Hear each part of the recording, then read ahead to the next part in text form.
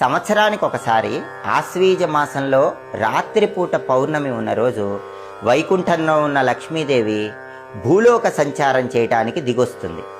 అలా భూలోక సంచారం చేయటానికి భూలోకానికి దిగి వచ్చిన లక్ష్మీదేవి రాత్రిపూట ఏ ఇంట్లో అయితే నిద్రపోకుండా అందరూ మేలుకొని గవ్వల శబ్దం చేస్తూ ఉంటారో ఆ ఇంట్లోకి ప్రవేశిస్తుంది.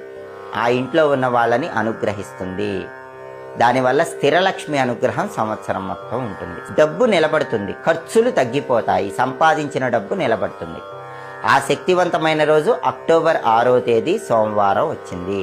దీన్ని కోజాగరి పూర్ణిమ అనే పేరుతో పిలుస్తారు. తెల్లటి పుష్పాలతో లక్ష్మీదేవిని పూజిస్తూ ఓం నమో ధనదాయై స్వాహ ఈ మంత్రాన్ని 21 సార్లు చదవండి. ఓం నమో ధనదాయై స్వాహ చదివిన తర్వాత పాలతో చేసిన పాయసం లక్ష్మీదేవికి నైవేద్యం పెట్టండి.